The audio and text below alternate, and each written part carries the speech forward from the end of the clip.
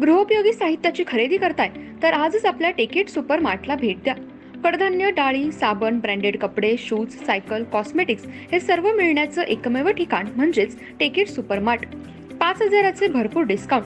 कमीत कमी 4,999च्या खरेदीवर 5 किलोमीटर पर्यंत मोफत घरपोच सेवा.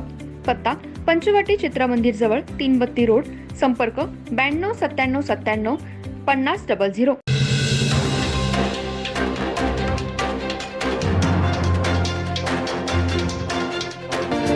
नमस्कार, मी तेजस्विनी मगदूम. एम मराठीमध्ये आपल्या सर्वांचं स्वागत आहे. पाहूया ठळक घडामोडी. इचलकरंजी शहरामध्ये अँथनी अँडरसन ओयोमिया या नायजेरियन व्यक्तीला 5 वर्ष शिक्षा सुनावण्यात आली. 2019 साली तो भारतामध्ये विना पासपोर्ट राहत होता. त्याला इचलकरंजी शहरातील शिवाजीनगर पोलिसांनी अटक केली होती. आज माननीय न्यायालयाने त्याला 5 वर्ष शिक्षा सुनावली. त्याला कोर्टात हजर करत असताना त्यावेळी तिथे असणारे पत्रकार शूटिंग व फोटो काढत असताना तो पोलिसांच्या गराड्यातून बाहेर येऊन पत्रकारांच्या अंगावर गेला. त्यामुळे काही काळ तणावाचं वातावरण बनलं होतं. पण पोलीस बंदोबस्त असताना सुद्धा तो पत्रकारांच्या अंगावर जात होता. माझे फोटो व्हिडिओ शूटिंग काढायचे नाही असे म्हणत होता. पोलिसांच्या आड लपत होता. पत्रकारांनी त्याचे शूटिंग फोटो काढलेच. तो भारत देशामध्ये विना पासपोर्ट राहत होता. आज न्यायालयाने त्याला 5 वर्ष शिक्षा सुनावली. इचलकरंजी शहरात बनावट पासपोर्टच्या आधारे भारतात बेकायदेशीररित्या वास्तव्य करणाऱ्या नायजेरियन नागरिक अँथनी अँडरसन ओयोमिना याला दोषी ठरवून येथील जिल्हा व सत्र न्यायालयाचे न्यायाधीश मिलिंद भोसले यांनी 5 वर्षे सक्त मजुरीची शिक्षा सुनावली.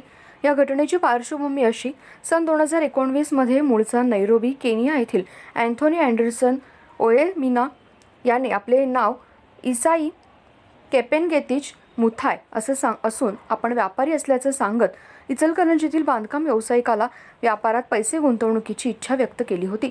बांधकाम व्यावसायिकाशी ओळख निर्माण करून त्याच्यासह त्याच्या मित्रांना बनावट परदेशी चलन बनवण्याची सामग्री व प्रात्यक्षिकही दाखवलं आणि बनावट चलनाद्वारे अधिक फायदा मिळण्याचं आमिष दाखवलं.